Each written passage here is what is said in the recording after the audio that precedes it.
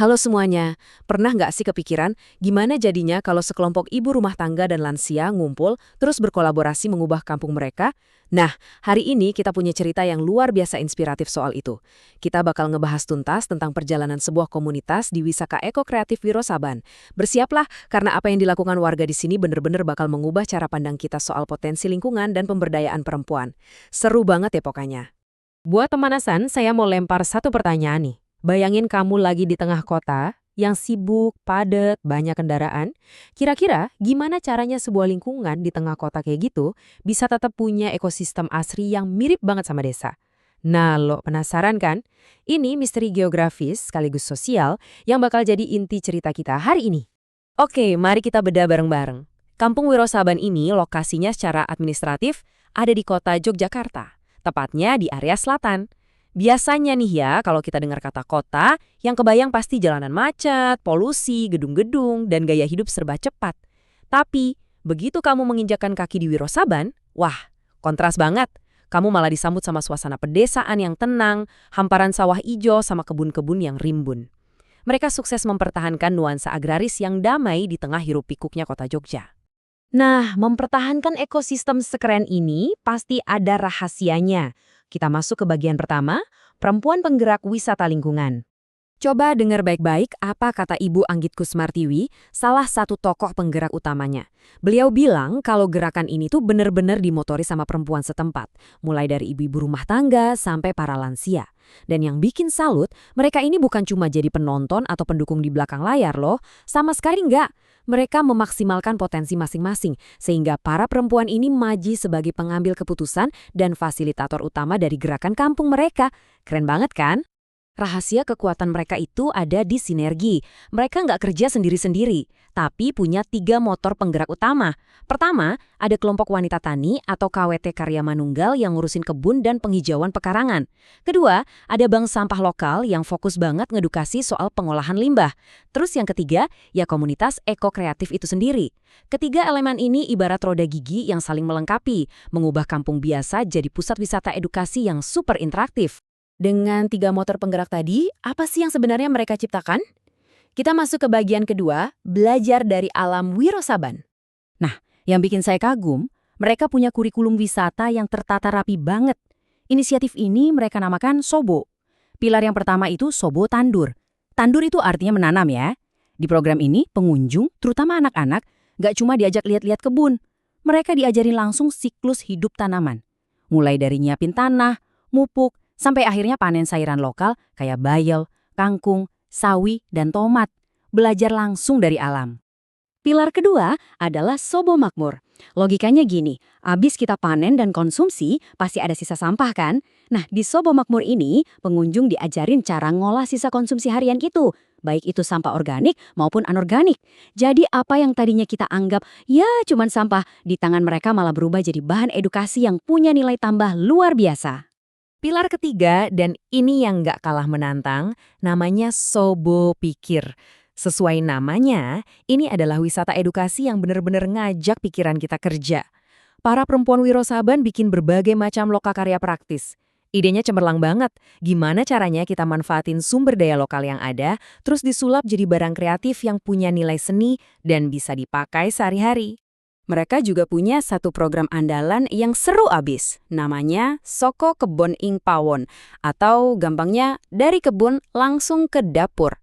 Alurnya tuh gini, kita diajak panen sayur langsung dari kebun, terus belajar nyiapin bahan mentahnya, masak bareng-bareng, dan tara! Dimakan deh hasil masakan kita sendiri. Oh ya, asyiknya lagi edukasi ini sering pakai bahasa ibu, bahasa Jawa, biar kearifan lokalnya tetap lestari. Tapi tenang aja, buat tamu mancanegara, mereka juga nyediain versi bahasa Inggrisnya, From Garden to Table. Lengkap banget kan? Balik sedikit ke soal pengolahan sampah di Sobo Makmur tadi, mereka punya satu inovasi simpel tapi jenius. Namanya metode galon tumpuk, sebuah adaptasi dari inovasi Dinas Lingkungan Hidup. Prakteknya gampang banget buat ditiru di rumah. Kita cuma perlu masukin sampah organik dapur ke galon air yang atas. Terus biarin aja air lindi atau cairan sampahnya menetes ke galon yang bawah. Nanti, cairan yang terkumpul itu difermentasi jadi pupuk organik cair buat nyuburin tanaman. Bener-bener sebuah siklus tertutup yang berlian. Dan ini nih, gambaran nyata seberapa kreatifnya lokakarya di Sobo Pikir. Variasinya banyak banget. Ada eco-printing pakai teknik bukul atau kukus. Terus ada kerajinan ngerangkai buket bunga. Bahkan, karena mereka punya peternakan bebek sendiri, pengunjung diajak panen telur bebek dan langsung diajarin cara bikin telur asin. Ini sih definisi belajar yang melibatkan semua indera, bener-bener paket komplit. Tapi, mengubah pola pikir warga satu kampung itu pastinya nggak gampang. Kita lanjut ke bagian ketiga, menembus stigma lewat karya. Di awal-awal mereka merintis, hambatannya lumayan berat loh. Banyak ibu rumah tangga yang awalnya apatis, malas-malesan, atau malah kena nyinyir tetangga, dibilang, itu mah cuma kumpul-kumpul, nggak jelas. Masyarakat luar juga banyak yang skeptis. Tapi, lewat dedikasi dan kerja keras yang nyata, mereka berhasil mendobrak semua stigma negatif itu. Realitasnya sekarang, para perempuan ini diakui secara luas sebagai fasilitator yang tangguh dan bahkan jadi motor penggerak ekonomi keluarga. Nah, kunci sukses menembus stigma itu ada di pendekatan cerdas yang diceritakan Ibu Anggit ini. Untuk melawan rasa malas dan enggan, mereka nggak memaksakan satu standar yang sama buat semua orang. Beliau bilang, mungkin ada ibu yang nggak jago secara teori akademis, tapi begitu turun ke kebun, tangannya dingin banget, nanam apa aja tumbuh subur. Atau ada yang ternyata jago masak. Mereka mencari potensi unik tiap individu ini, terus menggabungkannya jadi satu kekuatan besar. Strategi yang sangat cantik kan? Kerja keras dari bawah ini jelas bawa hasil yang terukur. Mari kita lihat hasilnya di bagian keempat, dampak nyata berkelanjutan. Dampak yang mereka ciptakan itu luas banget. Pertama, stigma soal kemampuan kepemimpinan perempuan jelas-jelas runtuh. Kedua, rasa percaya diri para ibu dan lansia naik drastis karena mereka merasa dihargai dan berkontribusi. Ketiga, secara ekonomi, UMKM lokal yang jualan produk olahan makin laris manis, bantu nambah penghasilan keluarga. Dan yang paling penting, mereka sukses menciptakan lingkungan belajar yang berkelanjutan buat warga kampungnya sendiri.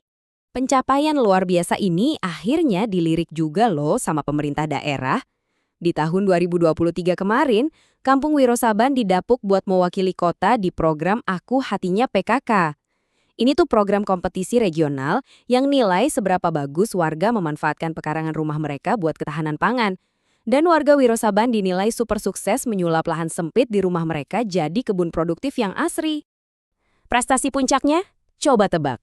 Dari 46 kampung wisata yang udah punya nama dan mapan di daerah sana, Kampung Wisata Wirosaban yang hitungannya anak baru ini sukses menembus peringkat top 14 di ajang Anugerah Kampung Wisata Kota Yogyakarta. Wow banget nggak sih? Ini bukti nyata kalau keseriusan dan semangat pantang menyerah dari akar rumput itu bisa bersaing sama destinasi yang udah lama ada. Kalau kita harus merangkum pesan dari Ibu Anggit dan warga Wirosaban, rumusnya sebenarnya sederhana banget. Mulai aja dulu dari hal kecil, ditambah dengan konsistensi, itu sama dengan dampak yang masif buat komunitas. Nggak usah muluk-muluk, jangan takut mulai walau cuma dari merawat satu pot tanaman atau memilah satu tempat sampah di rumah. Asal konsisten dan dilakukan bareng-bareng, dampaknya perlahan akan menggulung jadi luar biasa besar. Sebagai penutup obrolan kita hari ini, saya mau ninggalin satu pertanyaan buat kamu renungkan. Setelah mendengar cerita Wirosaban, coba lihat sekeliling. Potensi apa sih yang sebenarnya bisa kamu gerakkan di lingkunganmu sendiri? Para perempuan Wirosaban udah ngebuktiin kalau lahan sempit atau ngerasa nggak punya keahlian, itu bukan alasan buat diam. Siapa tahu, transformasi besar selanjutnya justru bermula dari halaman rumah kamu sendiri. Terima kasih banyak udah menyimak dari awal sampai akhir, dan sampai jumpa di cerita inspiratif selanjutnya.